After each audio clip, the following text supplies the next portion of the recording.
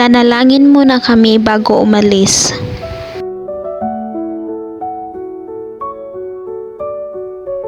Ngayon, panibagong misyon na naman ang ating aabangan.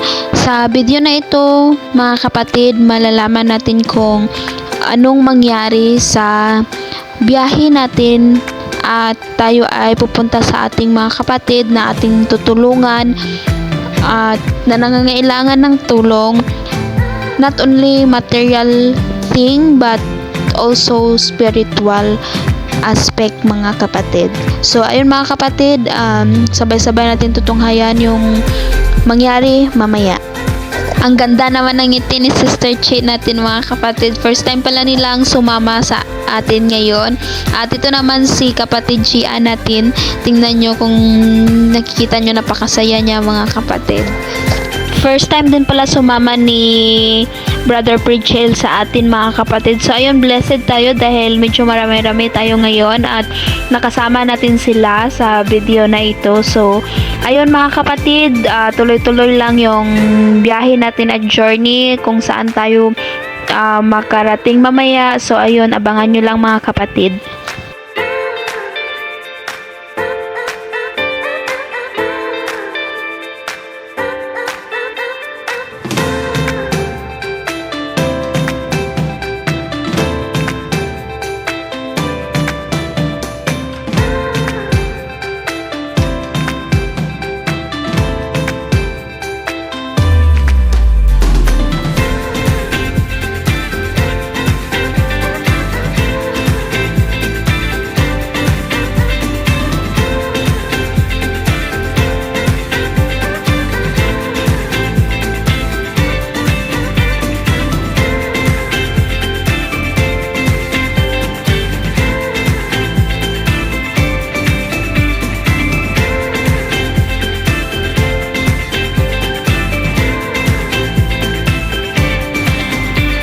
Sister Gian, okay ka pa ba dyan?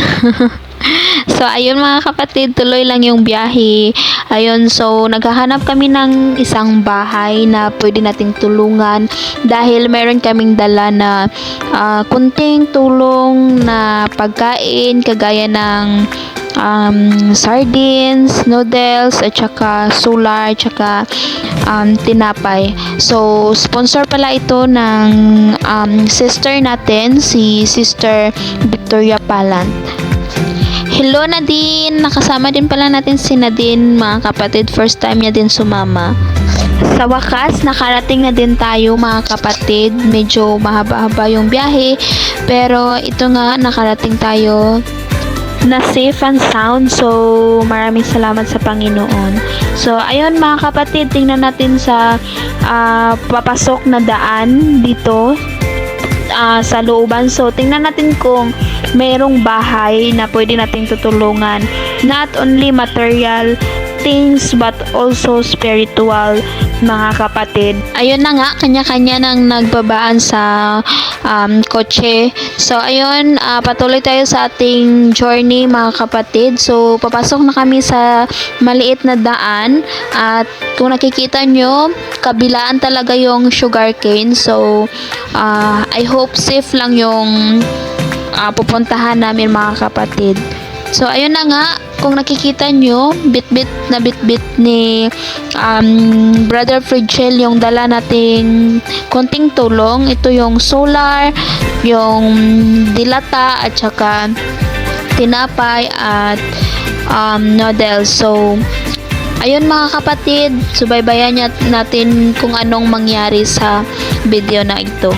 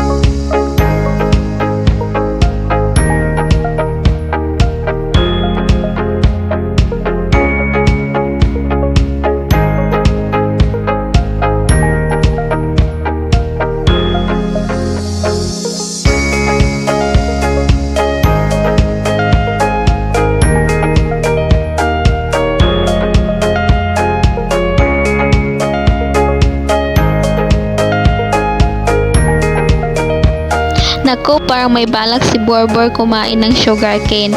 Kasi mga kapatid, yung sugarcane masarap kasi ito pag fresh pang kainin. Napakatamis nito mga kapatid. So ayun mga kapatid, patuloy tayo sa ating paglalakbay hanggang sa marating natin yung ating paroroonan.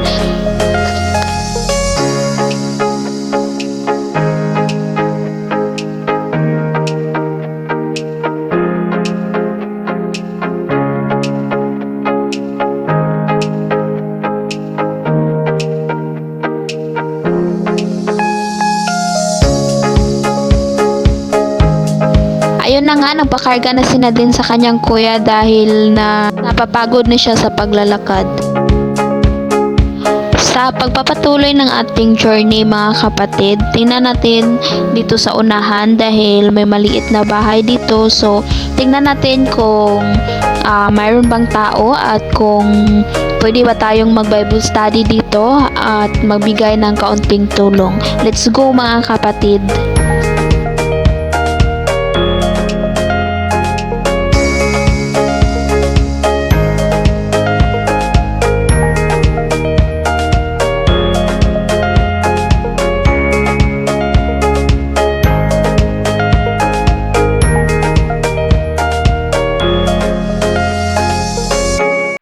So, ayun na nga mga kapatid, nag-try kami kung mayroon bang tao dito sa bahay na to. Kung nakikita nyo naman mga kapatid, sira-sira yung bubong nila at saka yung bahay nila mga kapatid, napakaliit lang siya. Tingnan nyo naman at napakakawawa naman tingnan mga kapatid. So, nagsubok kaming tumawag kung may tao ba dito. So, ayun na nga mga kapatid, kung nakikita nyo, nag-try kaming mag-ikot dahil tumatawag kami kung mayroon bang tao pero wala namang sumasagot. So, nag-try kami hanggang naghintay kami mga kapatid hanggang sa kung mayroon bang tao dito. Pero ayun na nga, tingnan nyo, kawawa yung bahay nila mga kapatid. At marami pala silang mga tuta mga kapatid. Tingnan nyo, napakasaya ng mga bata. Naglalaro sila sa mga tuta. So ayun mga kapatid, ilang beses kaming nagtawag pero wala namang sumasagot at walang tao. Siguro andun sila sa bukid nagtatrabaho at yung mga bata naman nasa paaralan. Hindi natin alam kung nasaan sila mga kapatid. So ayun mga kapatid, tingnan nyo si Nadine. Napakasaya niya dahil sa tuta. Naglalaro sila sa mga tuta. So ayun mga kapatid, nagbalak na lang kaming umalis at maghanap uli ng bahay na ating matutulungan. So, sana makahanap tayo ng bahay na matutulungan natin mga kapatid, not only in material things but also spiritual aspects mga kapatid. Dahil napaka-importante sa panahon natin ngayon na malaman kung ano yung magandang balita or God's words mga kapatid. So, tingnan nyo mga kapatid, nakakawawa naman yung bahay nila. So, sana sa susunod, sa pagbalik natin, may tao na dito mga kapatid. So, ayun mga kapatid. So, baybayan natin yung next video. Pero napaka-cute talaga ng tuta. Ayun, nag-hi siya mga kapatid. So, let's go. Aalis na kami. Pero, hindi ko mapigilan yung tuta. Talaga napaka-cute. Ayun na nga. Yung mga bata, tuwang-tuwa sa tuta mga kapatid. So, ayun na mga kapatid. Uuwi na kami. Babalik na kami sa aming pinanggalingan. Ngunit, hindi pa tayo dito nagtatapos mga kapatid dahil maghahanap pa rin tayo ng ating matutulungan sa video na ito. So, let's go mga kapatid. Subaybayan natin yung next video.